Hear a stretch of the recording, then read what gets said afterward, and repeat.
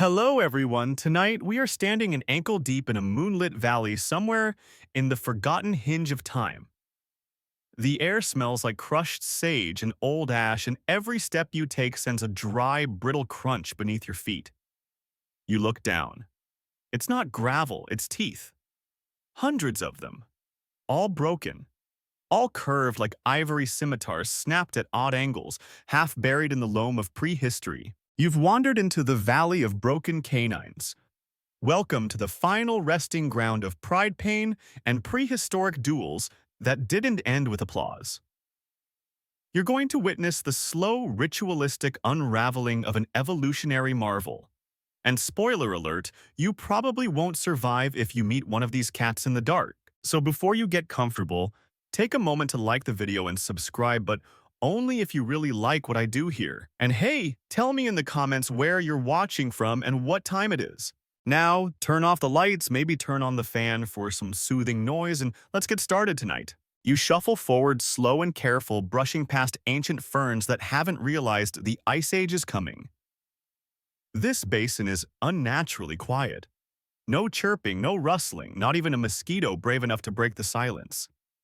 The stars above are crisp, the moon, a perfect disk casting soft blue shadows across the litter of Fang fragments. You squat to inspect one. It's about as long as your middle finger and as hollow as a Halloween prop. The tip is jagged, like it exploded on impact. Historians still debate whether this was a designated dueling ground or just a hotspot for fossilization. But something about the arrangement, the circles of bones, the echo of violence feels intentional. This was a stage. The last place a saber-toothed cat stood tall before collapsing sideways, victorious or not. You step over a shoulder blade the size of a surfboard. Your flashlight, well, your mental flashlight, because we're doing this in the mind's eye, scans the tree line. That's where they would have waited. Big males, tails twitching, pacing like bouncers outside a very exclusive nightclub. And that central clearing right ahead where the dirt turns to polished stone, that's where the action happened. They came here for duels. Not over food, there were easier ways to hunt than smashing your own teeth. Not always over mates either. Sometimes they just fought because the other cat breathed wrong. Or stood in the wrong place. Or because silence in this valley was too much to bear, and a fight filled it nicely. Fun fact, the saber-toothed cats, Smilodon fatalis if you're feeling scholarly, couldn't run very fast. Built like a cross between a lion and a bear, they were all chest and shoulders more linebacker than sprinter. Their canine teeth, those iconic blades, were terrifying in profile and famously fragile. Designed to pierce, not chew, not crunch, just slip in between ribs like a nasty rumor. But here's the weird part, many of them died not while hunting prey, but during fights with each other. You move deeper into the valley and find your first fossilized duel. Two skulls facing each other, one tilted slightly as if in the final seconds of a feint. One saber tooth is completely missing. The other still lodged in the eye socket of the loser. Neither one won. They both died here, so close their spines nearly touch. Maybe it was over territory. Maybe it was just a bad Tuesday. Somewhere to your left in the cold theater of imagination, a shadow slinks past. You know it's not real, but you feel it anyway. The spirit of a cat too proud to leave. You want something lighter. All right, did you know saber-toothed cats probably purred? Not like your fluffy little tabby at home, but a deep, earthy rumble that vibrated through the bones of anything nearby. They didn't roar. Unlike modern lions, they had shorter vocal cords and a more limited hyoid structure, meaning their threat display was likely all physical. You wouldn't hear one charging. You'd just hear the grass. You pause. Behind a cluster of gnarled roots, you find another jawbone. This one's clean, both sabers intact, but one is clearly thinner, weakened by age or overuse. Maybe the owner never used it in a fight. Maybe he was clever, intimidating, without needing to strike.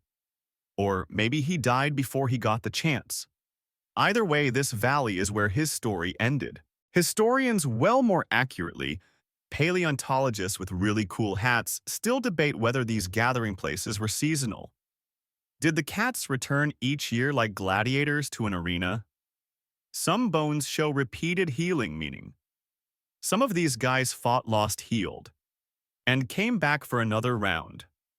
There are few things more poetic than a saber-toothed cat limping into his final duel wearing scars like medals. You sit now, or at least imagine sitting. The ground is hard and uneven, riddled with rib bones and vertebrae. Somewhere behind you a wind picks up and rustles through nothing. It's not real, but the chill you feel, that is. You're in the memory of a battlefield, and memory doesn't fade just because the teeth did. What do we make of creatures designed to destroy themselves? The saber-toothed cat, for all its majesty, was a paradox. Its main weapon was also its main vulnerability. But maybe that's the point. Maybe evolution didn't make a mistake, it just had other priorities. Dominance displays, psychological warfare, beauty in brutality. You're not alone in thinking this place feels sacred. Anthropologists have suggested that early humans who stumbled upon valleys like this may have held rituals here. Not for the cats necessarily, but to absorb their power. It's a nice idea. You can almost hear the drum beats. Almost. You take one last look at the shattered sabers under your feet. Symbols of victory, defeat, and the heavy price of pride. This is where the teeth fell. Not in the hunt, not in sleep, but in showdowns under the eyes of their rivals, and maybe something else watching from the trees. You crouch beside the nearest skull and study it like a lost sculpture.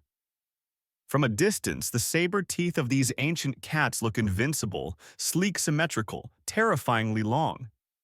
But up close, they're a weird kind of delicate. Not fragile like glass, no, but more like the wings of an airplane strong in motion, disastrous if mishandled. Let's break this down literally. The saber-toothed cat's iconic fangs could reach lengths of over 11 inches. That's longer than a regulation bowling pin and just as awkward to swing around during dinner. But here's the kicker. They were hollow. Yep, these fearsome daggers were built like bird bones. Nature, in its infinite creativity, designed them to be both terrifying and brittle. Kind of like high school cafeteria pizza. You press your fingers against the fossilized enamel. The surface is ridged like someone pressed a comb into clay. These serrations weren't decorative. They helped slice through soft tissue throat belly, maybe even the space between vertebrae. But the strength of the bite that was shockingly low. Compared to modern lions, saber-toothed cats had a much weaker bite force. Instead of clamping and crushing, they relied on precision and momentum. Odd fact of the night, these guys couldn't chew. Not really. Their jaws could open to a ridiculous 120 degrees picture trying to bite a beach ball, but the muscles weren't built for grinding. Once they sank those teeth into flesh, they had to get surgical.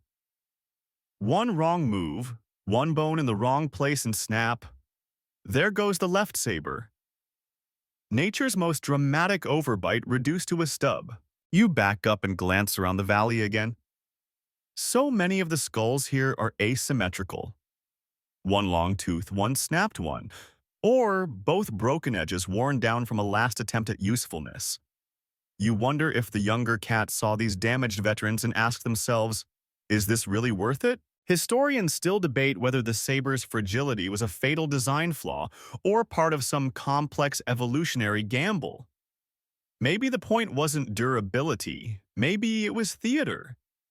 If your rival saw you open your jaws and those curved ivory scythes gleamed in the light, he might just decide to leave. Maybe the saber's greatest use was psychological warfare. The teeth were billboards' loud, aggressive, "Don't mess with me" signage. You shift your weight, stepping carefully between more bones. A complete spinal column catches your eye like a stone bridge half swallowed by moss. The ribs curve outward in a wide arc, made for a chest full of lung and muscle. Smilodon was built like a powerlifter, thick neck. Massive shoulders, short tail for balance. The sabers weren't standalone weapons, they were part of an entire strategy: get close, wrestle the prey down, pin it, and then deliver the final precise slice. But in a fight with another saber-toothed cat, that strategy didn't always hold up. You weren't wrestling a deer. You were facing someone who knew all your moves, who had the same teeth, who could anticipate your angle. That's why these duels were so catastrophic. They weren't hunts. They were mirror matches. You imagine being one of these cats for a moment. Heavy paws, ears flicking, heart pounding. You open your mouth wide not to roar, because you don't roar, but to show those sabers. Your opponent does the same. It's like two swordsmen unsheathing blades. A duel of posture. A game of nerves. A lot of people assume these cats were hyper-aggressive, bloodthirsty monsters, but the evidence suggests otherwise. Many saber-toothed fossils show signs of old injuries. Healed ribs, regrown, claws, even broken legs that mended over time. That means they lived through brutal encounters and had time to recover. And that in turn suggests a social system. Maybe even care. Imagine another cat dragging food to your resting place while your fang slowly regrew. Okay, it probably didn't regrow, but hey, even cats can dream. You pause beside a partial skeleton with both sabers still attached. It looks smug somehow, like it dodged the dueling life entirely. Maybe this one died in its sleep, or maybe it never got the chance to fight. You wonder if that's a tragedy or a relief. Now, take a moment to visualize this two saber-toothed cats circling each other in silence. Not a roar, not a snarl. Just deep, wet breathing. The wind rustles, leaves one cat shifts his weight, and then boom, they lunge. Shoulder hits shoulder, the jaws swing open, and in the blink of an eye, one saber makes contact. But instead of slicing soft flesh, it catches bone. That sickening crack echoes across the valley. One cat stumbles back, not bleeding, just broken. That's it! Duel's over! No encore. The loser limps off, jaw tilted, a piece of himself left behind. The winner. He's bleeding internally, probably. That impact didn't come without a cost. No one really walks away from these fights the same. It makes you wonder if the sabers were so flawed. Why didn't they evolve out? Why didn't later saber-toothed cats grow thicker, shorter canines that could take a punch? Maybe some did. There were other saber-toothed predators, nimravids, barbarophilids, and even some marsupials in South America with different shaped fangs. But Smilodon stuck to the long, slender look. Evolution doesn't always go for practicality. Sometimes it just doubles down. You stand again. The sky is starting to turn a colder shade of blue. Time passes strangely in the valley. You've been walking among the ghosts of anatomy, the relics of over-engineered aggression. Each fang a monument to something bold and short-sighted. Before you leave, you pick up one last saber shard. It's yellowed fine and impossibly sharp at the base. You hold it up to your neck like a bad joke and mutter, "Wouldn't last a day." Then you pocket it in your mind and walk away. You duck beneath a low overhang of tangled roots and step into a sunken clearing, the kind that always seems like it's holding its breath. The ground here is scraped, smoothed in places by the passage of paws too large to be recent. And in the center, like some cruel garden statue, are the twisted remains of two saber-toothed cats caught mid-duel. One collapsed sideways, jaws agape. The other sprawled backwards, one paw still stretched toward his opponent. They died together like bad poetry. You sit whether you mean to or not, and the image unfolds like a slow-motion scene you shouldn't be watching. The first duel was not the last. Historians still debate when the first saber-toothed cat squared off against its own kind. Some argue it was seasonal, a kind of prehistoric tournament where males fought for breeding rights like blood-stained Olympics. Others suggest it was constant, territorial, and brutal with no off-season and no referees. But one thing's for sure, once it started, it didn't stop. The behavior passed down like a ritual. Fathers fought, cubs watched, sons repeated. It became the culture, a bloody handshake and fur. You hear the crunch of paw steps in the soft soil. You're imagining it again, but this time it doesn't feel staged. Two males emerge from opposite ends of the clearing, shoulders hunched, eyes locked. Their jaws hang loose, exposing sabers so long they look inconvenient. There's no sound, just the whisper of grass. One of them is younger, sleek, his sabers gleaming like polished tusks. The other is bulkier, older, his left saber already chipped at the tip. But he walks like he owns the ground. And the younger one twitches, hesitates. Even here in this imaginary theater, the pecking order is unspoken but absolute. There's no roar, no warning growl, just a low breath, then a flash of motion. They collide, not like dancers, but like wrecking balls. Their chests smack with a thud you feel in your ribs. One twists, the other counters. Their sabers slice through the air, and for a second you think neither landed a hit. Then the older cat staggers. His right fang catches the younger's shoulder, but it's too shallow. The young one slips under pivots and slams his body into the elder's ribcage. A sickening pop. Something gives. The older one tumbles. You expect him to spring back up, but he doesn't.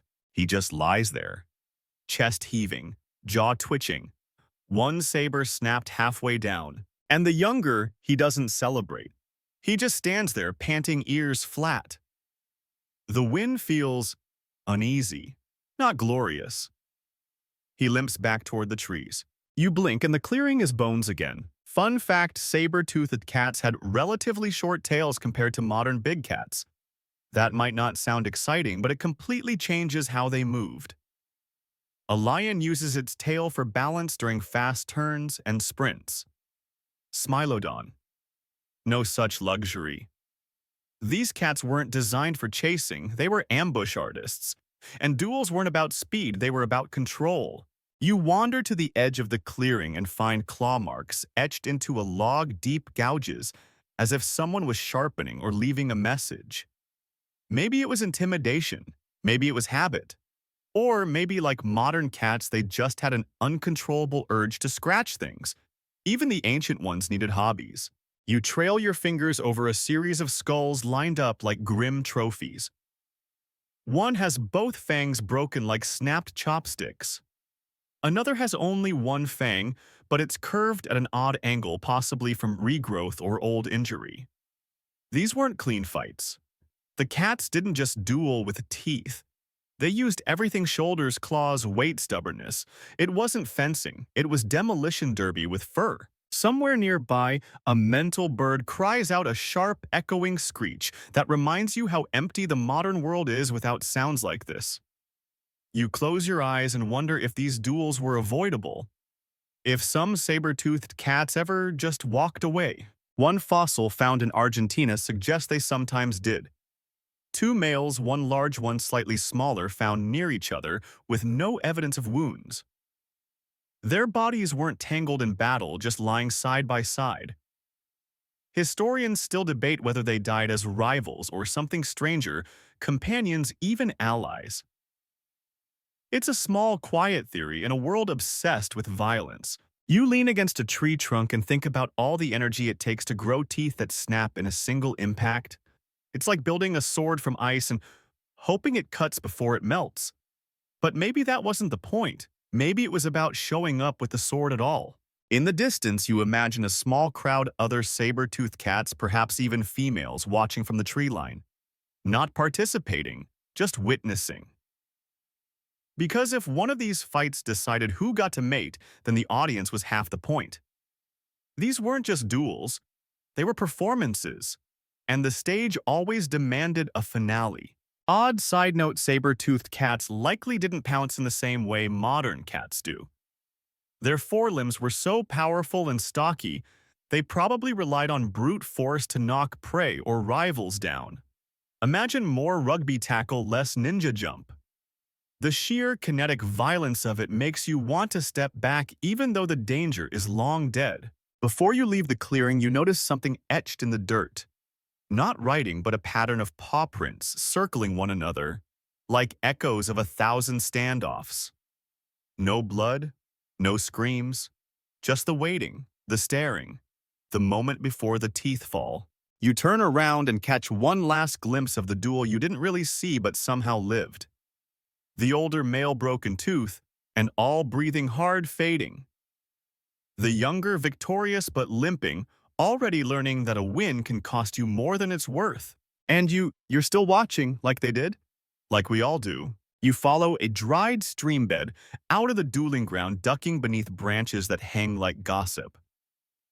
The path twists upward into a grove littered with overturned stones and slashed tree trunks. You think it's wind at first, but then realize those aren't scratches from weather. They're deliberate, test slashes, territory marks, a place where rage once stretched its claws. You stop walking. Something's wrong. It's too quiet. No bird calls, no rustling mammals, just the soft rush of your own breath and a pressure in your chest like someone holding their hand an inch away. You've stumbled into the aftermath of something, and in the silence you start to hear the past. No roars, no screams, just breathing. You close your eyes and listen harder. In your mind they appear again. Two cats, circling, not with flashy growls or dramatic roars like lions in documentaries. No, these saber-toothed cats are silent. Their threat display is not in sound but in posture. Shoulders squared, tails, stiff ears flat. Their mouths hang open, exposing those ridiculous canines, but the noise, almost nothing.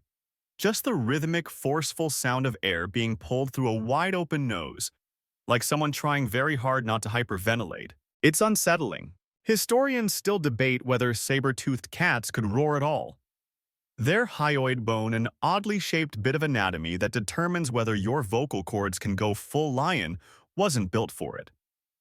It was rigid, not elastic, meaning that deep, bone-rattling roar that we associate with modern big cats.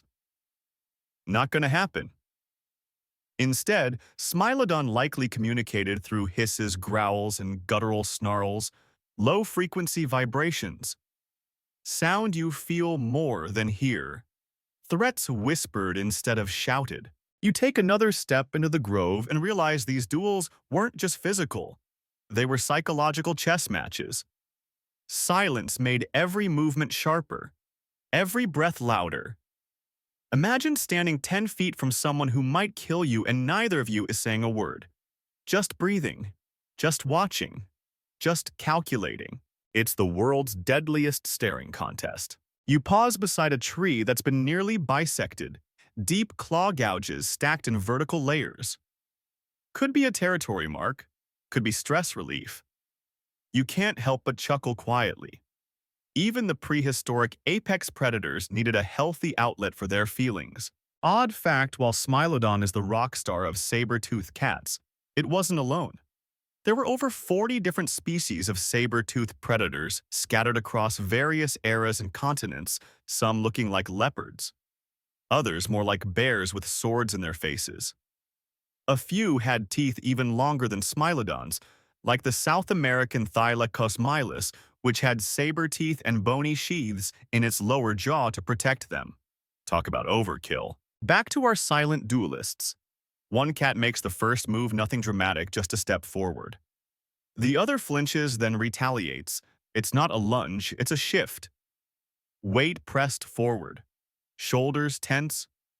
You can almost feel the moment when one of them decides this is real, that this is going to happen. They don't roar. They don't roar because they don't need to. Every muscle twitch is a sentence.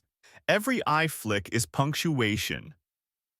You're watching the original body language masters, and then it breaks. They clash in a tumble of fur and weight. You hear it before you see it.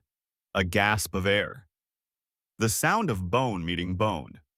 A saber-tooth makes contact not with flesh but with rib. It doesn't slice, it snaps. You wince. The silence makes it worse. It echoes. The cat stumbles backward, Fang now, a jagged edge.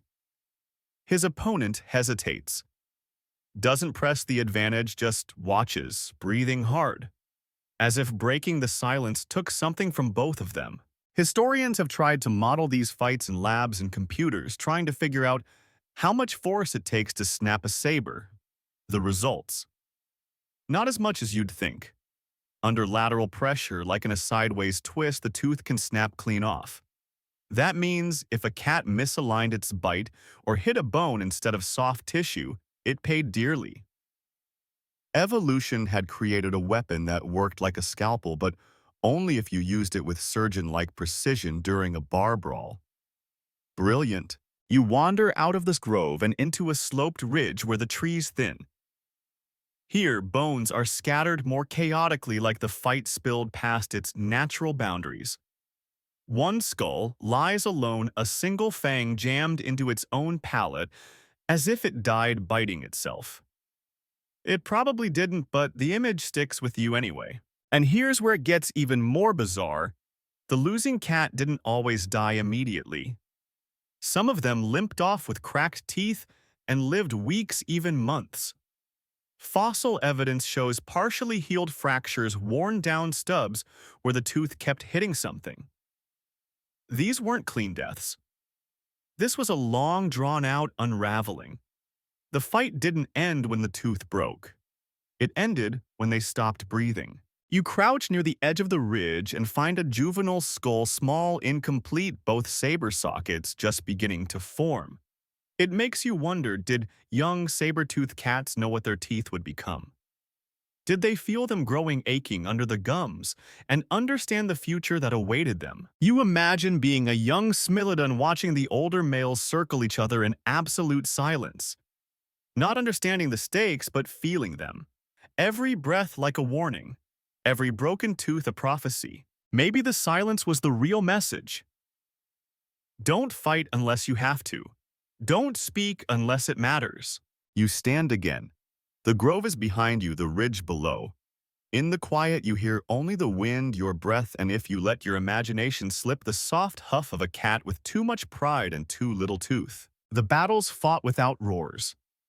They still echo, not in volume, but in the way they made everything else seem louder, the tension, the impact, the silence, and you'll never unhear it. You descend from the ridge, your feet tracing a path of subtle grooves in the earth.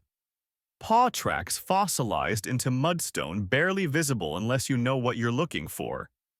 They aren't clean, elegant tracks. They drag slightly uneven, the gait of an animal limping, favoring one side.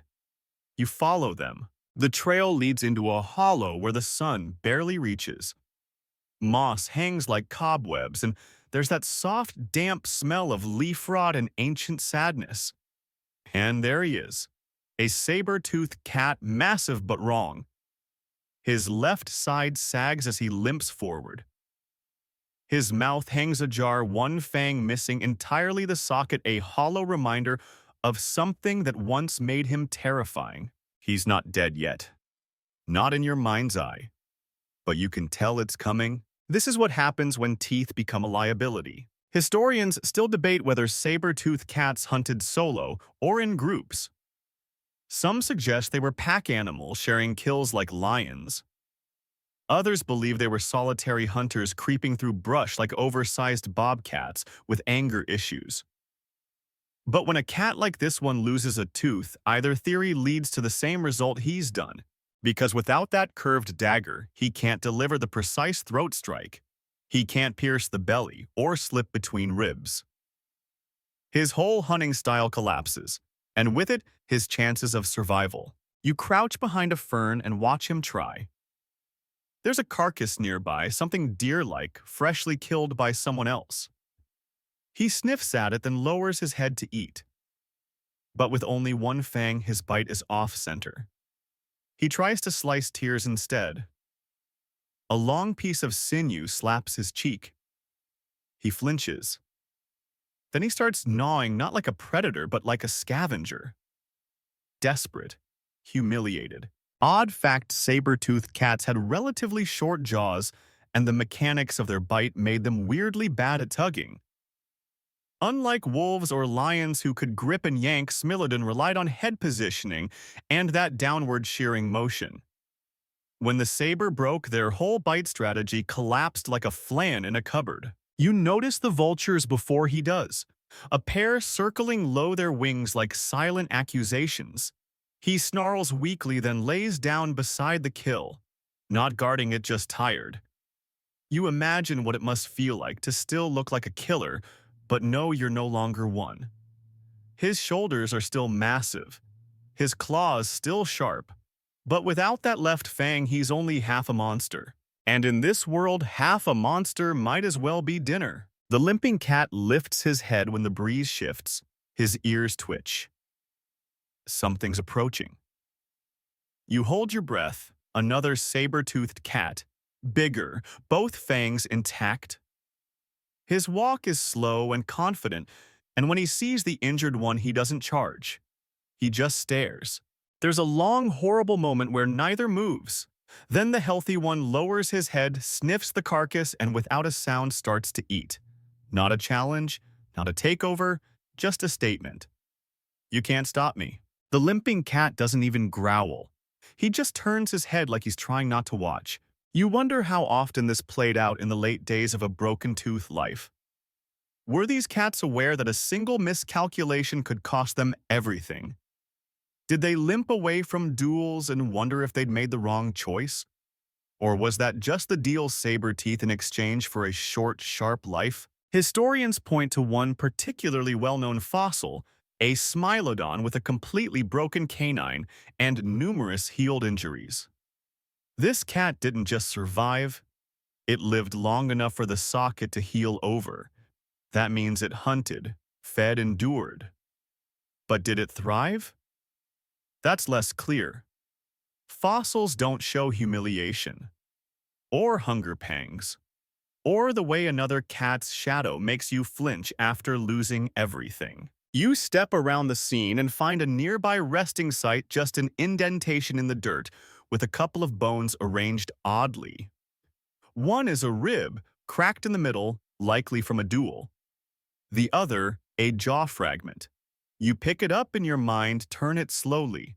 One saber fang is clean sharp, the other just a root.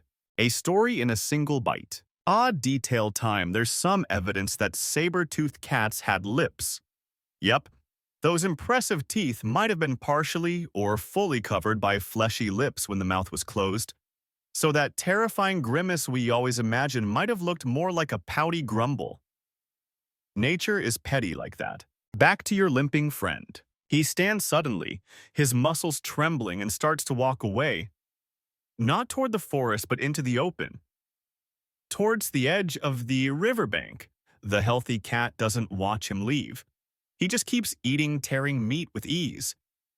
The vultures hesitate. They know the show is almost over. And you follow. The river ahead is shallow but fast. The limping cat steps into it, flinching at the cold. He doesn't roar, doesn't cry, just moves forward one slow step at a time until the water reaches his chest. Then he stops, looks back. You imagine for a second he's remembering. The fights, the fear, the way the air changed when a rival walked in, and the snap, that sickening moment when tooth met bone and everything shifted.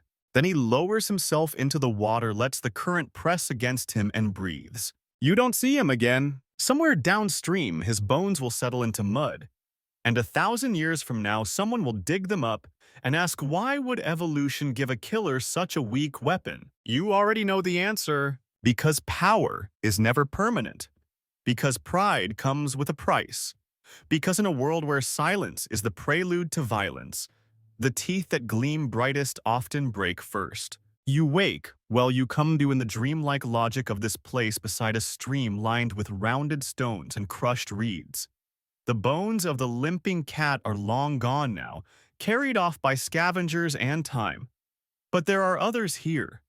A trail of vertebrae under a bush.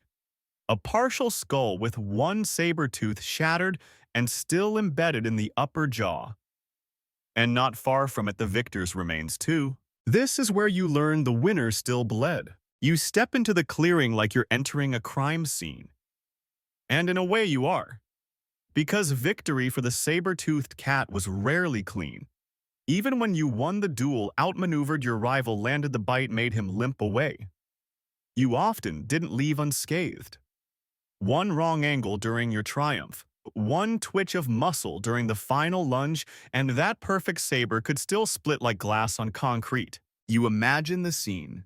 A duel earlier that morning. Two males circle their bodies wide and tense like compressed springs. A sudden lunge. One manages a precise downward stab, the saber cutting through fur and skin into soft tissue. The other tries to pull away, but the angle is wrong. The tooth hits the edge of a scapula shoulder blade and cracks, clean in half. The rival collapses. Fight over. But now the winner is panting, head tilted slightly. One fang intact, the other fractured, a long sliver lodged in the bone of his own jaw. Historians still debate whether injuries like this were survivable. Some evidence says yes, partial healing, bone regrowth, even reabsorbed fragments. But just because the bone healed didn't mean the life did. Imagine biting down so hard on someone's rib that your own tooth splinters back into your mouth. Now try eating with that. You glance around the clearing and notice something you missed the first time. Drag marks, deep, slow, uneven. The victor didn't walk away proud. He stumbled. Maybe tried to find water. Maybe just wanted to disappear somewhere quiet.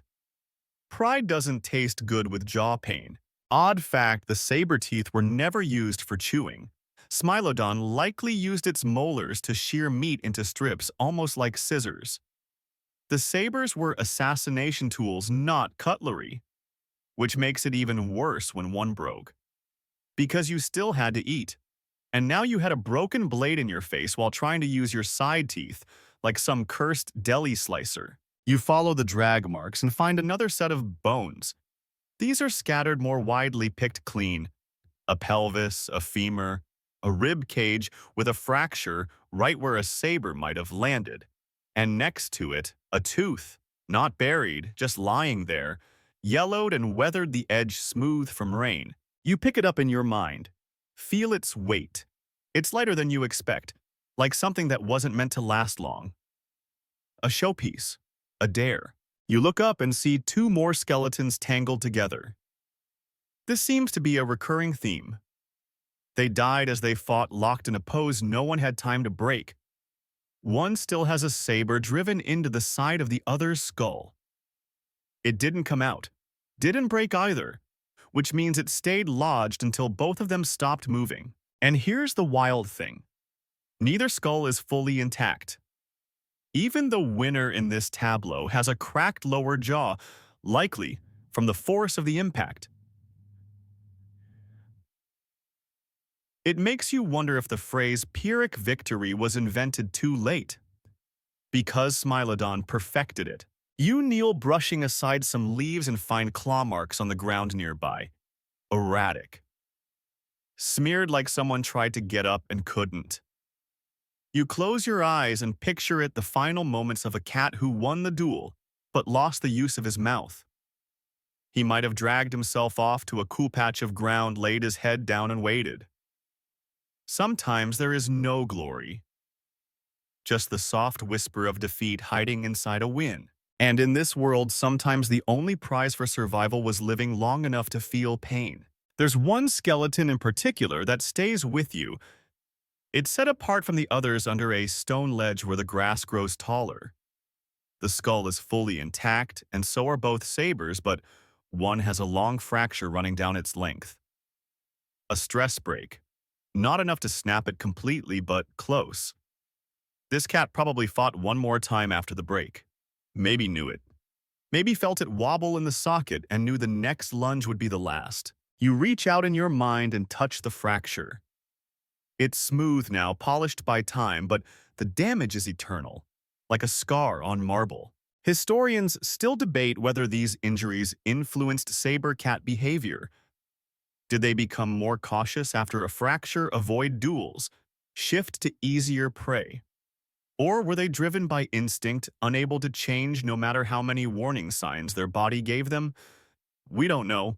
But looking at this skull, you get the feeling that regret wasn't just a human thing. Fun aside, in 2018, researchers digitally reconstructed Smilodon's bite using CT scans and found that the skull acted like a hydraulic press. The muscles didn't generate much pressure, but the angle and structure of the jaw amplified the force downward, perfect for slicing flesh. Horrible for anything else. You look around one more time before leaving the stream bed. There are no clear victors here. Just a collection of ghosts with very expensive dental plans. The next time you think about what it means to win, you'll remember this place, where the strongest cat limped, where the victorious bled, where every duel had a cost, and sometimes the cost was everything. You emerge from the stream bed and enter a clearing ringed with wildflowers and the low hum of insect wings. It feels lighter here, less like a battlefield, more like a waiting room. The grass is shorter. There are no skulls, no drag marks.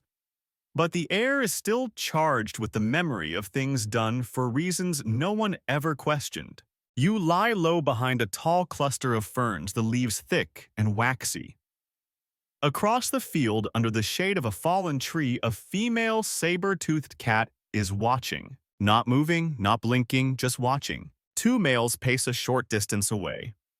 One circles in wide fluid arcs, deliberately keeping his saber teeth aligned toward his rival like a pair of oversized scissors.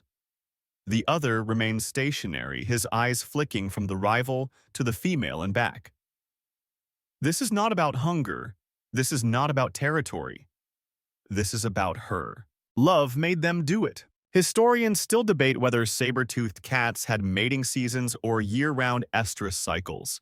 Some argue for high competition during specific times of year, like modern big cats, which would explain the concentrated bursts of male aggression found in certain fossil layers. Others believe mating could happen whenever the conditions were right, and when a female was present, everything else fell away, even common sense. You shift your gaze to the female again. She's barely moved. Her tail flicks lazily now and then, but she shows no sign of urgency. It's almost cruel how calm she is. Like she knows exactly what's about to happen and couldn't be less interested in the details. You think about the males. Both have scars, fresh ones. One has a chunk missing from his ear. The other's left fang is chipped near the tip. Not from this fight, you suspect. From another one.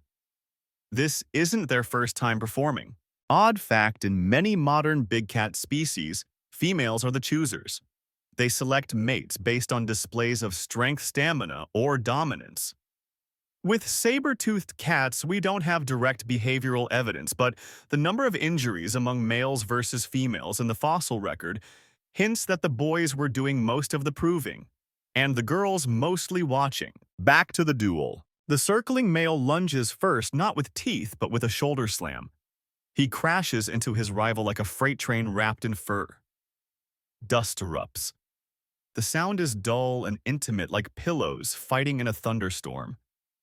No roars, no yowls, just gasping breath and the grind of bone against bone. They separate. One stumbles. The other coils and strikes again, this time swinging his massive paw with a backhand slap that lands just beneath the jaw. The rival's head jerks sideways. One saber-tooth catches the edge of the other's shoulder and snaps. You wince. It's always worse when you see it coming. The broken tooth falls silently into the grass like a guilty secret. The injured cat steps back, his breathing labored mouth slightly crooked now. The female still watching. And here's where it gets you. The fight's technically over.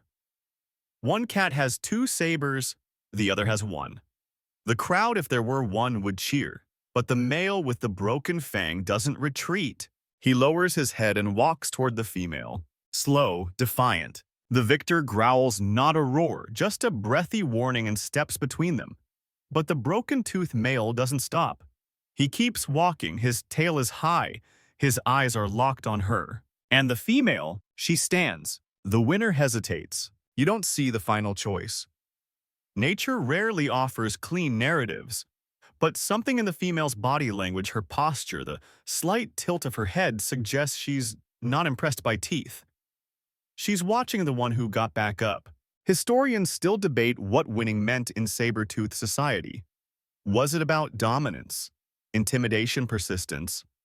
Maybe it wasn't about who won the fight, but who walked away after losing. You back away quietly, not wanting to intrude on whatever awkward prehistoric love triangle is unfolding.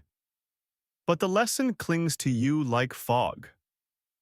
These cats risked everything for the briefest reward, mating that lasted only a few moments, offspring that might never survive, genes passed on by the thinnest of threads, but they did it anyway. Because biology told them to. Because instinct doesn't ask your opinion. You step around a stone and nearly trip over a pair of tusk fragments. Not saber teeth. These are shorter, stubbier, juvenile teeth. Maybe from a young male who fought before he was ready, or a female who had her own reasons for biting. Fossils don't always match the story we want them to. You look back at the female. She's lying down now. The two males are gone, one victorious but tooth-chipped, the other broken but brave. And she waits for the next one. You wonder if she remembers any of them. Odd aside, some paleontologists suggest that Smilodon might have had a social structure more like hyenas than lions. Matriarchal, built around females with multiple competing males. If that's true, then these fights weren't just about romance. They were about order, about who got to exist within the pride and who got exiled. No pressure. The sun shifts, casting long shadows across the clearing. You take one last look at the female. Still watching. Always watching. And you leave wondering how many teeth were sacrificed not for food or survival, but just for the right to be seen. You're deeper into the woods now, where the underbrush grows thicker and the trees lean like they're listening. The wind's picked up just enough to rustle the ferns in a way that sounds like whispering stories from long ago, told leaf to leaf, root to root. You duck beneath a branch and nearly trip over something huge lying in the grass. It's a cat, dead, but not like the others. His teeth are gone. Both saber canines are missing their sockets clean. But here's the catch, this isn't a fresh corpse. This is a fossil. Bones pressed flat by time, left out like a riddle. And this cat, he lived a long time after losing his weapons. Teeth lost, wars won. You sit beside the bones, letting the shadows cool your skin. This one tells a different kind of story. No duel, no broken fang lodged in a rival's skull. No dramatic collapse mid-lunge. Just endurance. You picture him walking the forest floor, saberless, jaw set, head high. Not fighting anymore, not needing to. It turns out sometimes the cats who broke all their teeth weren't losers. Sometimes they ruled. Historians still debate the social structure of Smilodon. Some evidence points toward cooperative groups, packs, or small coalitions that shared food and raised young together. Others believe they were solitary bruisers, loners, stalking the edges of rivers in fear. But certain skeletons show signs of long-term survival, with injuries so severe that only care from others could have kept them alive. A shattered leg, a dislocated shoulder, both sabers gone, and still the bones healed. That implies help, community, or at the very least, fear-based respect. The toothless cat before you. He was no weakling. His shoulders are enormous and his claws retracted even in death curve, like hooked daggers. You imagine him approaching a kill site after younger, toothier cats had done the dirty work. He wouldn't fight for scraps. He'd just appear, and they'd part like mist. There's a power in age, in scars, in silence. Even without teeth, he had presence. Odd fact, toothless or not, Smilodon still had a ridiculous neck. Its vertebrae were thick and reinforced, capable of absorbing the downward impact of a saber strike.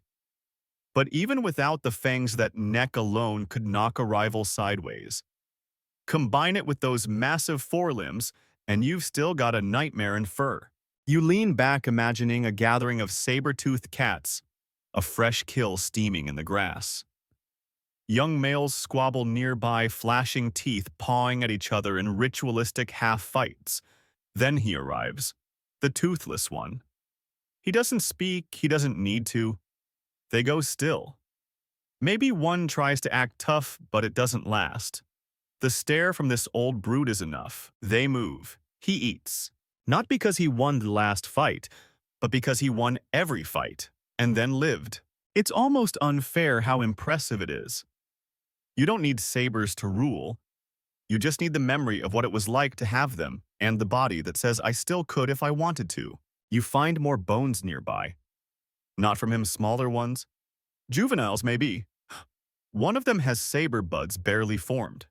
The sockets are wide, still shallow. No trauma, no wear. It's the fossil of a cat that didn't make it far. Maybe died of illness or starvation, or maybe wandered too close to something it couldn't intimidate. And that's the paradox in the same fossil bed. You've got young cats dying with teeth and old ones living without them. You picture the toothless male again. He's hunting not by chasing but by lurking. He's learned tricks. Knows how to corner prey into steep ravines, how to wait near riverbeds for something to slip. His kills aren't flashy anymore, but they're effective. You hear his heavy breath in your imagination, short and nasal. Not a roar, not even a growl, just a tired, triumphant sound that says, still here. Odd side note. Smilodon's teeth were more oval than round in cross-section. This meant they were optimized for slicing flesh but terrible at withstanding torque. Kind of like an X-Acto knife with the handle missing. Not ideal for clamping or shaking, but then again, the toothless cat didn't need to bite to scare anyone anymore. You step past his resting place and find claw marks scored into the bark of a nearby tree. These aren't angry slashes, they're tidy, deliberate. You imagine him sharpening his claws not for a duel but for the next meal, or maybe just as a habit, a ritual. Something to feel sharp even when your teeth are gone. And suddenly, you realize how many layers there were to their power. It wasn't just about who had the biggest teeth. It was about who could survive the longest after losing them. Who could adapt, who could walk into a kill site bare-mouthed and still eat first. That's real dominance. Not flashy, not bloody, just silent authority. There's a lesson here buried in the soil with these bones. Victory isn't always loud. Power doesn't need to scream. And sometimes the most terrifying creature in the forest is the one who has nothing left to prove. You rise, brushing dust from your knees. The clearing is quiet again. The only sound, the low buzz of insects, and the slow breath of the woods. The bones behind you stay still, but the story they tell that walks with you. He lost his teeth, but he never lost the war. You head uphill now. The ground firmer underfoot, drier, littered with thin branches and half-chewed pine cones. Something's changed. The trees open slightly, and the canopy lets more sunlight through enough to catch glints of white between the leaves. At first, you think it's just more bones, but then you realize it's a kill site. You crouch low. No cats here now, just the aftermath. Ribs jut out from a decomposing carcass like broken ship timbers, long since cleaned of flesh. Around the body, faint claw marks drag through the dirt, but what catches your eye, what stops your breath, is the tooth. Not in the skull, in the ribcage. A saber tooth. Broken clean at the base, still wedged between the bones of the prey like a forgotten spear point. You shuffle forward almost reverent and touch it in your mind. It's yellowed, splintered, and unmistakably Smilodon. Bite the bone, snap the blade. Historians still debate how often this happened. Was it rare, a fluke? Or did cats lose teeth like this every few hunts, wearing them down, the way we wreck shoes or knees? What we know is this saber teeth weren't made for chewing bone. They were surgical, precise, designed to slit through flesh, not hit rib. But here's the thing about prey: it moves. And bones. They're everywhere. You imagine the hunt that led to this scene. A massive herbivore, maybe a ground sloth or a prehistoric bison, standing its ground. A saber-toothed cat coils, then lunges. He lands the bite, yes, but instead of slicing between vertebrae or under the jaw, his tooth hits the sternum. Solid, unyielding, and snap. The sound is fast but unforgettable, like a pool cue shattering. 1 second he's the king of the forest. The next he's got half a fang and a mouthful of regret. A odd fact, when scientists modeled the bite of Smilodon, they found that its jaw couldn't close with much force. Instead, the power came from the neck and shoulders, almost like a guillotine action. The cat would open its jaws wide, then slam downward using body weight and muscle to drive the fangs in. Great for soft targets, not great when there's a bone in the way. You glance around and see more signs of carnage. Another fang fragment here. A shoulder blade with tiny parallel grooves, saber scrape marks. You realize this site isn't unique. It's a pattern. Kill after kill, each one leaving behind a piece of the predator. And the implication, clear as day, hunting large prey broke them. Saber teeth were their pride, their tool, their curse. You step over the ribcage and imagine what came next. The cat with the broken fang limps away the kill, already attracting vultures. He's in pain. His jaw alignment is off. Maybe he can't eat properly. Maybe he doesn't want to try. But here's the twist: he survives. Because it wasn't just the fangs that made Smilodon dangerous. It was the rest of the package, those monstrous forelimbs, those gripping paws. The cat could still wrestle prey to the ground, still use its claws to shred, still terrify by sheer presence. You imagine him adapting. Less biting, more grappling. No saber strike, just brute strength and stubbornness. And maybe that's how some of them kept going. Not with flashy fang strikes, but with the raw muscle of perseverance. Historians like to argue over what these cats preferred to eat. Some say mammoths, others say horses, even giant armadillos have been suggested. But what they all agree on is this: their prey was big. And big prey comes with bones. No matter how careful you are, eventually you're going to hit one. And every time you do, you roll the dice on your own face. Odd aside, Smilodon's lower jaw had a notch in it, essentially a groove to help protect and support the extended sabers when the mouth was closed. A built-in carrying case. Evolution did what it could to keep those teeth safe. But in the heat of a hunt, no amount of anatomical padding could stop a bad angle. You move toward the edge of the kill site and find something strange. A second fang. Not in the carcass, just lying on the ground nearby. You pick it up in your mind. This one is intact mostly.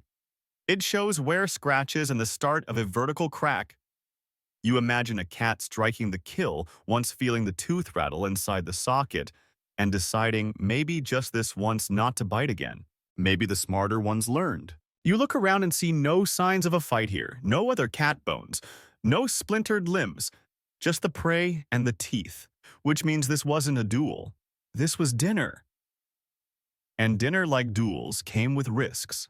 You wonder how many cats limped away from their own kills bleeding, not because they were attacked, but because dinner fought back in the form of a rib. There's something darkly poetic about it. The very thing that made them apex predators, their ridiculous, iconic, envy-worthy teeth, also ensured that enough bad bites could bring them down. You stare at the scattered fang fragments and feel like you're looking at a crime scene committed by physics. Maybe you are. As you turn to leave the kill site, you spot one last thing. A deep gouge in a nearby stone, far too high to be casual. It's the shape of a fang tip, embedded, lodged there like a last insult. You reach out and run your fingers over it in your mind. Smooth, polished by wind, final. And that's the lesson here. The saber-tooth wasn't just a weapon. It was a gamble. One bad strike, one bad meal, and it cost you everything. There's no insurance plan in the Pleistocene. Just broken blades and a long walk into the woods. You step into a grove where the trees are wider, older, and oddly spaced. as if something big once paced between them regularly. The light is soft here, diffused through high branches and caught in dust motes that hover like old thoughts. It's quiet. Not the menacing kind, but the kind that feels earned. Like whatever violence happened here already resolved itself long ago. You walk past a low flat rock and nearly trip over a cat. Not a live one, of course, but a skeleton, splayed out like it simply lay down and refused to get back up. Both saber teeth are gone. Not missing. Just broken off at the base. The sockets are smooth healed. He lived without them. For a long time by the look of the wear on his teeth and the arthritis in his spine. He died old. A broken tooth is a mark of honor. You sit beside him and take in the details. This wasn't the body of a loser. This was a body that saw too much survive too often, and finally gave in when the forest no longer needed him. His claws are still sharp, and the joints in his massive limbs have that subtle thickening of decades of use. He didn't die in a duel. He didn't starve in a ditch. He laid down here maybe after a final patrol of his territory and let the world exhale. Odd fact, many Smilodon skeletons found at the La Brea tar pits show injuries and healed wounds. But the truly fascinating thing, the cats with the most injuries often lived the longest. They walked away from more than one disaster. Not because they were lucky, because they were respected. You notice something strange now. Near his paws, another cat's scent mark. Not fresh, fossilized. But it's there. A groove in the bark of a nearby tree. Not a threat. A gesture. As if another cat came by, noticed the old male had passed, and left a sign. We remember. Historians still debate whether Smilodon had social rituals. But this moment, it feels like one. Maybe not a burial, but an acknowledgement. You've seen how younger cats sniff at older ones, how they hesitate before challenging the wounded or the toothless. It's not fear, it's deference. You close your eyes and picture a scene from years before. This same male teeth already gone standing at the edge of a kill site. Younger cats growling tense, unsure, but he walks forward anyway. Doesn't flinch, doesn't stop. And they let him pass. Because scars are stories. Because a mouth without sabers doesn't mean a life without power. You think about modern animals. Elephants with cracked tusks. Wolves with missing eyes. And you realize across species, across eras, the truly dangerous ones aren't the ones who shine. It's the ones who limp and keep going. Who've lost parts of themselves but still stare you down like they haven't lost anything at all. Odd aside, in some primate societies, individuals with visible injuries gain more respect. More grooming, more space, more silence around them. Maybe Smilodon did the same. Maybe a missing fang was the prehistoric version of a war medal. Not a weakness, but proof of experience. You look back at the skeleton, at the weathered curve of his spine, and you wonder how many cubs he helped raise. How many fights he watched instead of joined. How many nights he spent listening rather than roaring. And yes, you still haven't heard one roar, because they didn't. Instead, the message was always in the body, in the posture, in the pause. In the weight of a head that moved slowly because it didn't have to move quickly. You rise and follow a faint trail of paw prints through the dust. Not fossilized, imagined, but clear. They lead you to a shallow basin where 3 more skeletons lie. One clearly young sabers just forming. Another mid-aged one fang cracked near the base. The third is toothless. You know who he was. The young one's skull faces the older one. And that's the part that hits you. Because this doesn't look like a death by chance. It looks like a lineage. A lesson passed on in silence. You sit again, tracing the imaginary arc of this old male's life. From youth, to fighter, to leader, to relic. A cat that kept living, kept moving, kept being seen, and that in this world might have been the highest honor. Not to kill, but to endure. You think about all the humans who've walked through history books without teeth, metaphorically or otherwise? Who lost battles but still shaped the war? Maybe we respect broken things because they show us we can keep going too. You brush your hand through the dust and find a fang tip polished smooth by time. Not jagged, not angry, just soft, worn down by age and weather and use. You place it beside the old male's paw. It fits, and it doesn't matter whether it was his, because it could have been anyone's. They all broke eventually. That was the deal. The real question was, what did you do after? You stand again and turn away the sunlight catching in your eyes just enough to blur the scene. Behind you, the grove exhales. Not sadness, not loss. Just memory and respect. You leave the grove behind where the Toothless King sleep, and the forest holds its breath in tribute. The path now leads downhill through a tangle of undergrowth and thick moss that squelches beneath your boots. There's noise again, chittering birds, insects, scraping their tiny legs together, the occasional rustle of something small and smart avoiding your shadow. But you hear something else too. Not the deep breath of adult saber-toothed cats, but the soft, frantic shuffle of smaller paws, high-pitched huffs, a squabble. You crouch low, peer through a curtain of ferns, and there they are, cubs. 3 of them, maybe 4. Little furred beasts, still awkward in the limbs but already full of attitude. They move in bursts, chasing each other, pouncing, tumbling, biting. And yes, they're silent about it. Not mute, but cautious. The occasional growl is more for practice than menace. Cubs learn by watching violence. You see them freeze all at once, tiny ears forward, eyes wide. Something beyond the clearing has their attention. You follow their gaze and spot a figure at the edge of the trees. Adult, massive, scarred, one fang shorter than the other. He isn't here to play. He sits, doesn't move, and the cubs, they sit too, immediately. And suddenly, the game changes. Because what you're watching isn't random play, it's rehearsal. Historians still debate the role of adults in Smilodon upbringing. Did fathers stay near their offspring? Did females raise cubs alone? Did they live in social groups at all? There's no hard evidence. Just what we can piece together from the fossils and the patterns of healing and proximity. But one thing seems likely: cubs weren't just hidden away. They observed.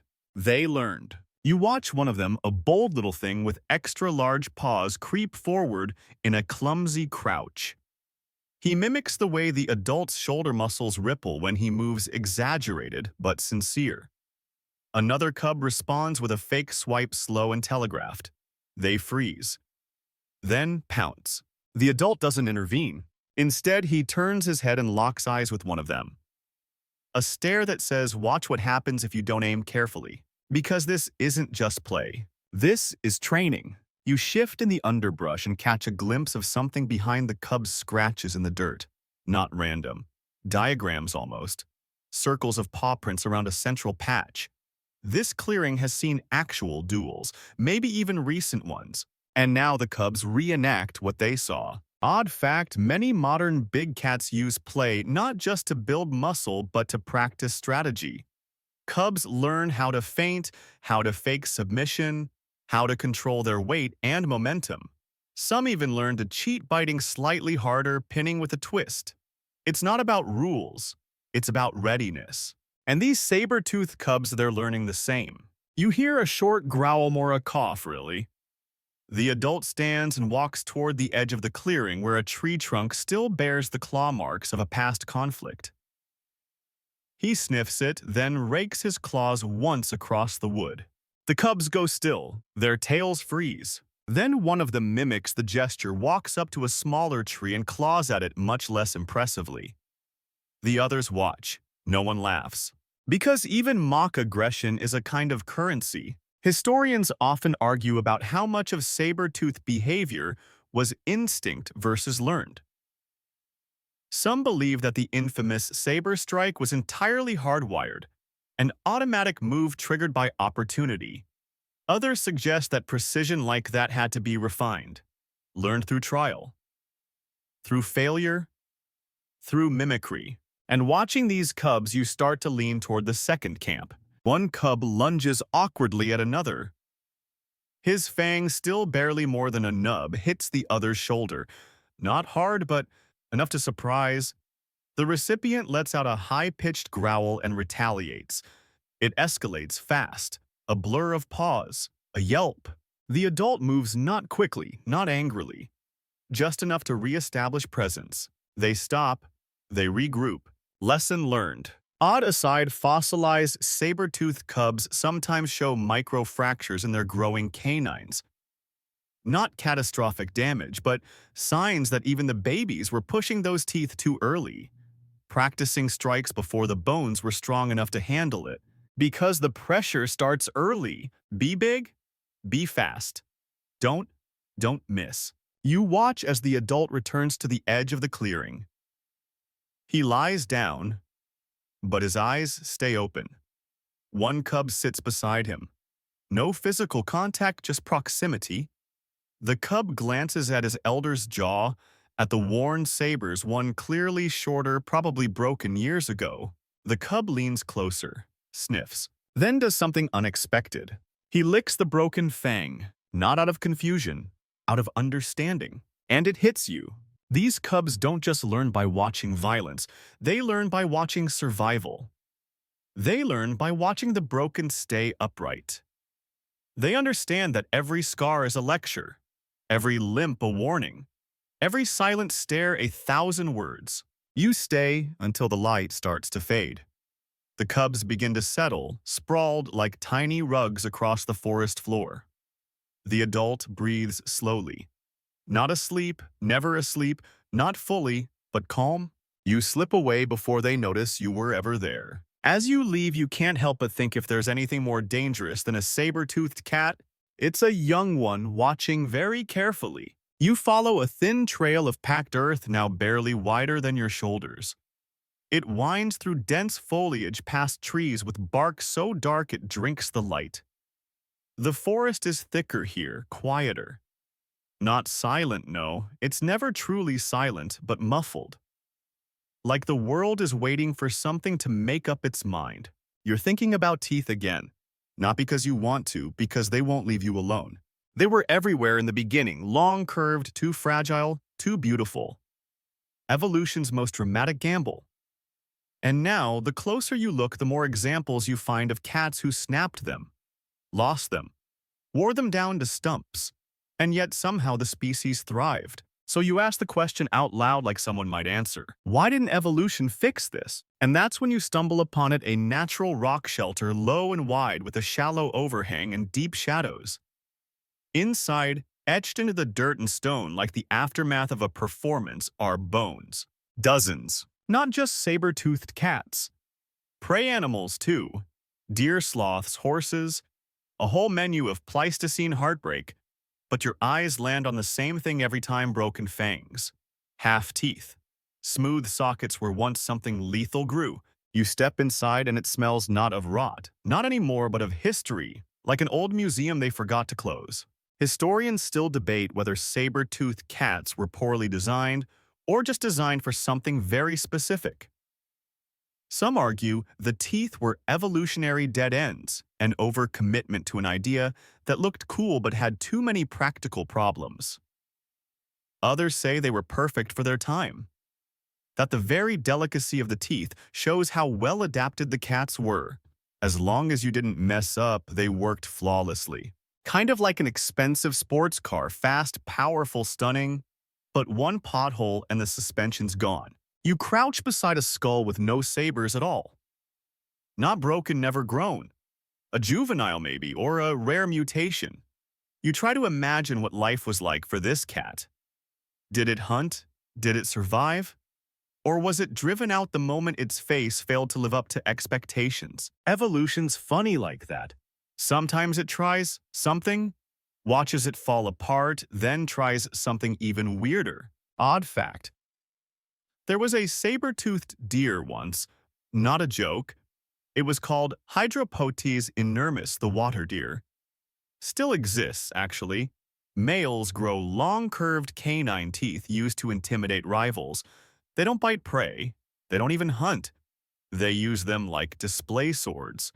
And that's what makes you pause. What if that's what saber-toothed cats were doing too? You remember the duels, the circling, the silence, the careful calculated strikes.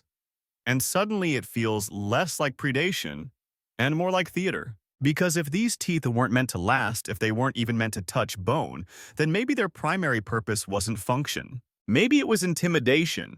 Historians propose a term for this honest signaling. When an animal displays a costly trait, something that takes energy risk or maintenance, it's a message. Look how fit I am. I can afford to carry this absurd burden and still survive. The saber teeth might have been just that. Not just weapons, but symbols. Living proof of a cat's status, skill, confidence. They weren't meant to be used every day. They were meant to be seen. And if that's true, then evolution didn't need to fix anything. Because the teeth worked.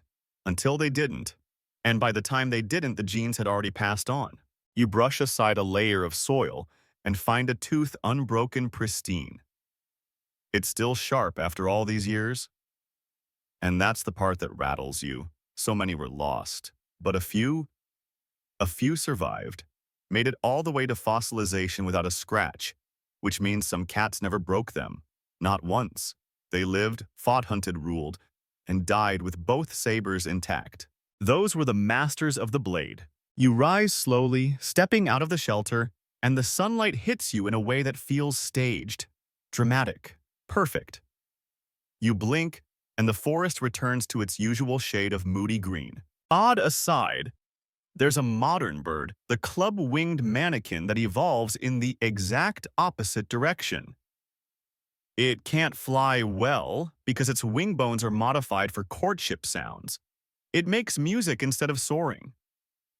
Evolution knows it's impractical and doubles down anyway. So maybe nature doesn't care if it's a bad idea. Maybe nature just cares if it works long enough. You stand now on a slope above the shelter, looking down at the scattered bones and broken promises. The forest creaks, a low branch shifting in the breeze. And you wonder what traits we carry that aren't designed to last, just designed to dazzle. That get us past the next generation, the next duel, the next lonely night. Maybe we're not so different. We're born with things we don't understand.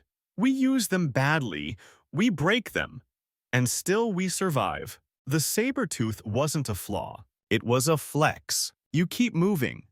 Downhill again through switchbacks worn smooth by ancient paws and patient weather. The trees thin, and suddenly you find yourself on a long, shallow riches that overlooks a wide basin.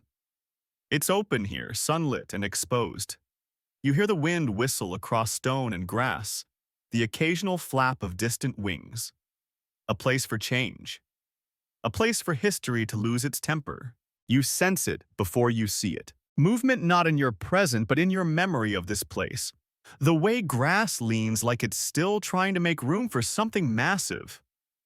The air is heavy with old intent. You walk into it the moment things began to shift. The slow death of tooth dueling. It doesn't happen all at once. Not with a bang, not with a unanimous vote from the saber-toothed cat council. But it starts here in places like this, broad spaces where subtle changes get noticed. Where generations bump shoulders and one finally decides maybe we don't have to do it like this anymore. You crouch near a half-buried femur. It's cracked, yes, but not by teeth. Claw marks. Deep and parallel. A signature of paws, not sabers. Not precision.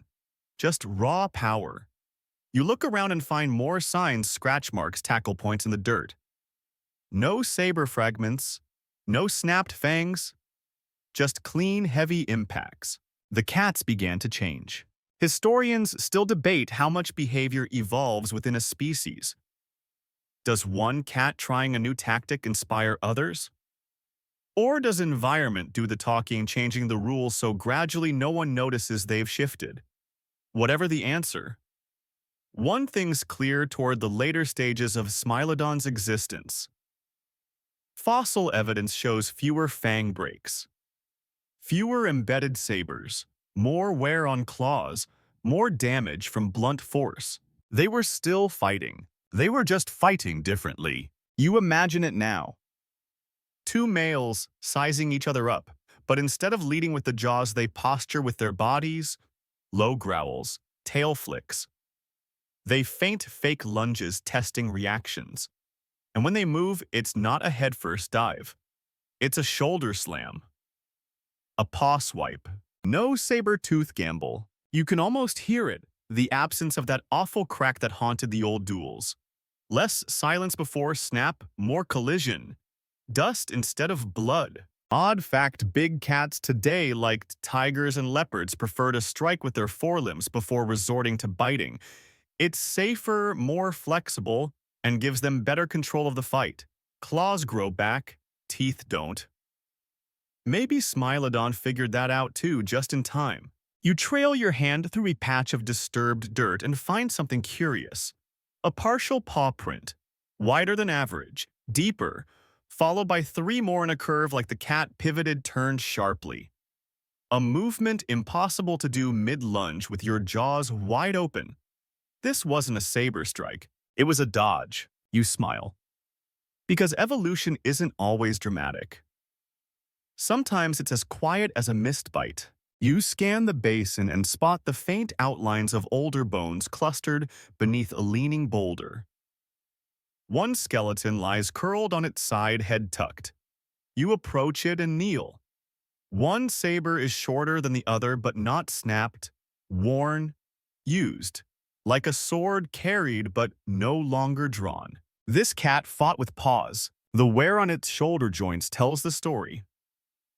Heavy use, repeated impacts, the vertebrae near the neck reinforced by muscle scars, suggesting it threw its weight forward more often than it dropped it straight down.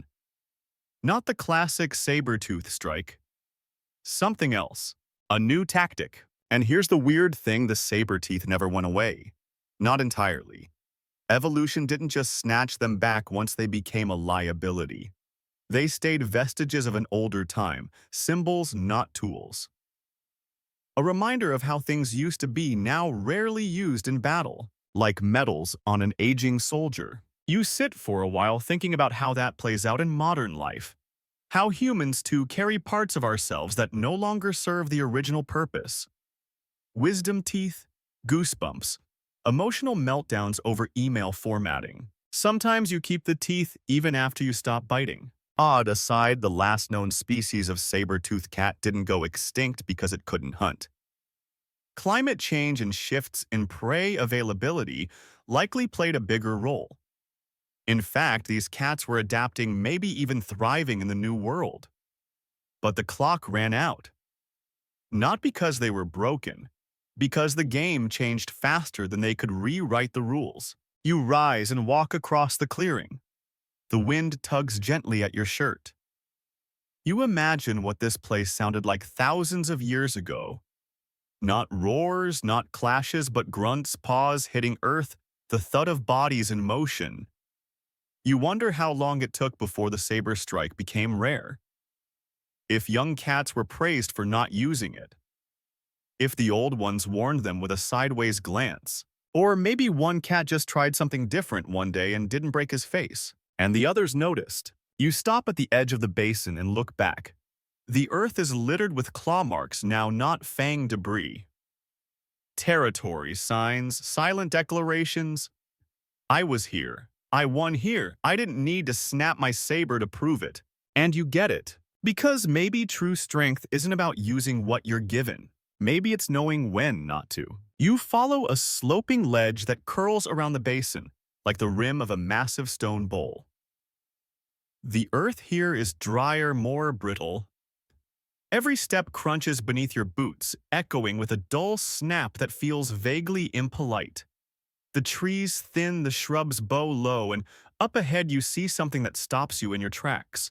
Two bodies, side by side. You walk slower now. It's not fear exactly, but reverence.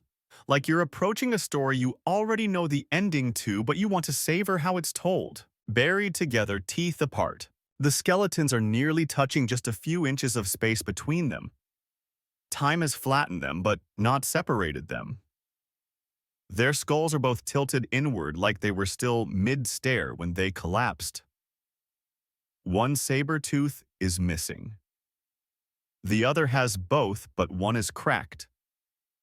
The ground between them is disturbed, fossilized into gentle swirls and gouges.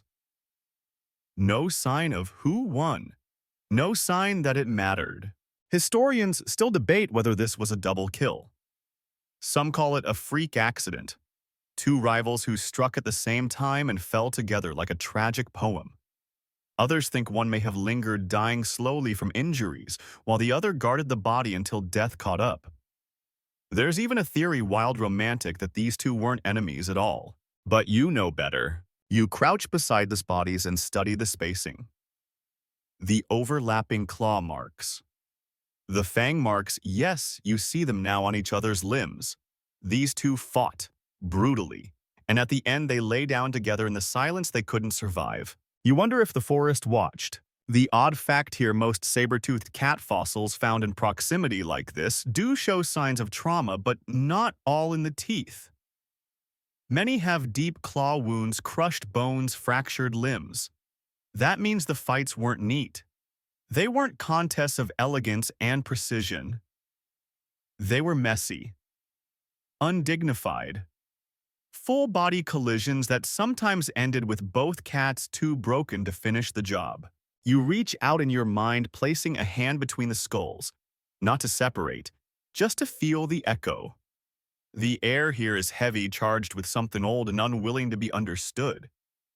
This is not a monument, it's a warning.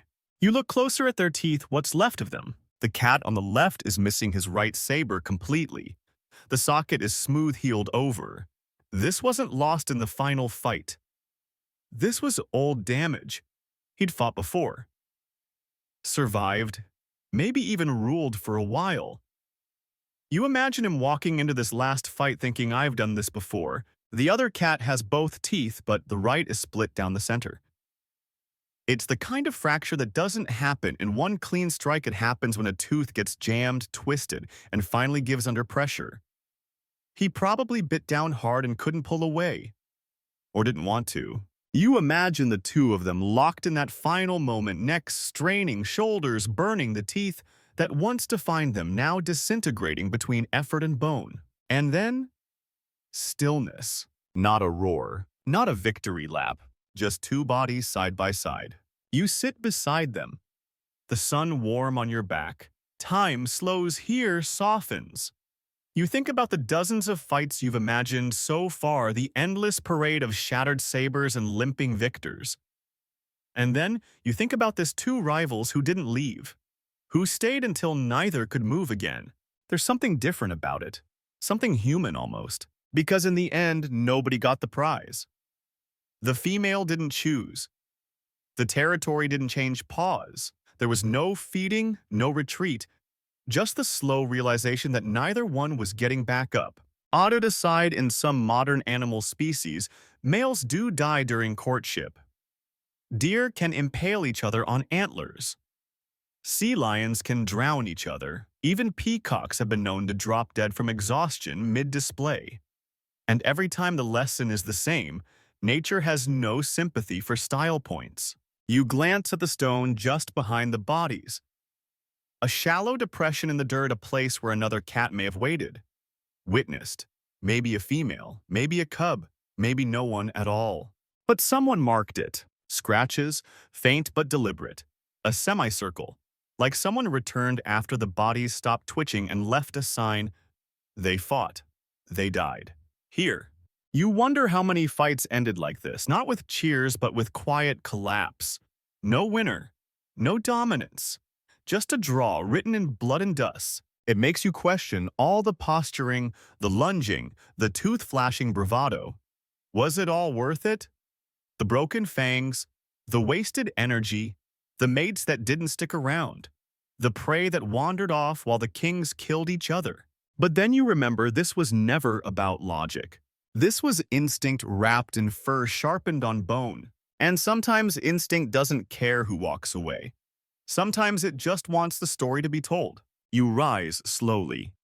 The sun casts long shadows across the clearing, stretching the skeletons toward each other. You look down one last time. There is no glory here. Just memory. Just bones. Just teeth lying apart. The air is different now. You've wandered far through forest and basin over kill sites and past cub dens, but here the wind feels gentler. Not cooler, just older. Like it remembers something you've only just caught up to. You walk slowly along a winding path bordered by tall grass, humming with insect life, and up ahead past a curtain of reeds lies the final place. You don't need to be told it's the last one. The ground is disturbed, but not violently. A shallow slope leads into a natural amphitheater, ringed with stone and soft earth. You almost expect to hear voices, but the only sound is the rustle of grass and the distant flap of wings circling overhead. In the center are two skeletons, side by side again. But this time no clash, no twist of combat, just stillness. The final saber fell in spring. You walk down into the depression and approach slowly. The bones are bleached by time and sun, but they haven't scattered. This wasn't a death in anger. There are no claw marks, no signs of dragging. The skulls are intact. But the teeth, the famous teeth, are missing. Both cats had lost their sabers before they died. One skeleton has healed sockets. The other worn down to smooth stubs like the tooth had fallen out mid-meal years before. These weren't young brutes rushing into a fight. These were old. Seasoned. Whatever rivalry they'd once had already been lived through. This was not a duel. This was a finish line. Historians still debate whether this was coincidence. Two old cats dying close together in time and space. But the positioning, the undisturbed earth, the way their bodies face each other almost symmetrically suggests something else. Maybe they knew the end was coming. Maybe they came here on purpose. You crouch beside the nearest skull and touch the soil around it in your mind. It's soft. Carried here by spring melt perhaps, or patted down by paws that still carried weight but no longer carried purpose. The grass around you is green with the memory of new life. And yet here lie the last. Odd fact, saber-toothed cats likely went extinct around 10,000 years ago, part of the larger quaternary extinction event. Climate changed. Prey populations collapsed. And even though Smilodon had adapted, shifted tactics, changed its ways, it couldn't outrun time itself. You imagine these two cats, old, weaponless, heavy with the past, wandering together in the fading warmth of their last spring. The forest thinning. The air sweeter, quieter. No more rivals. No more cubs to chase or females to impress. Just rest. You step back and look at them again and something clicks. This wasn't a failure of evolution. This was its conclusion. Because every story has to end somewhere. Every adaptation, no matter how dramatic or dazzling, eventually stops being useful. The saber teeth, once symbols of power and dominance, had become relics. Most broke, some didn't, but all of them faded. And that's okay. You sit for a while feeling the warmth of the sun soak into your skin. No need to rush. Let it settle. This place isn't tragic. It's gentle. It's where the noise stopped. Where all the roaring silences, the unroared threats, the unclaimed kills, the unbroken sabers finally came to rest. You take one last look at the skulls. No fangs, no anger, just peace. Just two creatures who lived long enough to outlast the violence, to grow old, to die lying still beside someone who understood. And that somehow feels like the most powerful thing of all. And now the grass sways. You're no longer crouched beside the bones, no longer tracing the curve of a socket worn smooth by survival. You're standing at the edge of everything, of time, of story, of meaning, while the ancient forest exhales around you. The saber teeth are gone, but they left echoes in the wind, in the soil, in your chest. You close your eyes and think back to the valley of shattered canines, to the slow surgical duels beneath silent trees, to cubs mimicking violence, to broken-jawed kings who ruled with stares. You remember the kills that cost too much, the mates who watched, the paw marks circling in the dirt like memories trying to find their shape. And now you know why it all mattered. It wasn't just about power, or survival, or even beauty. It was about presence. Every saber-toothed cat that ever walked this earth carried its fate in its face. It knew on some level that its glory came with risk, that its teeth could fail at any moment, and still it lunged. Still it circled. Still it showed up. You breathe in slowly, let the image blur. The final scene is soft. Two old cats in spring. No teeth, no sound, just the weight of all they'd lived through resting gently on their rib cages. So you leave them there, and when you walk away through the hush through the leaves, you carry the echo of pride, of silence, of teeth that were never meant to last but always meant to be seen.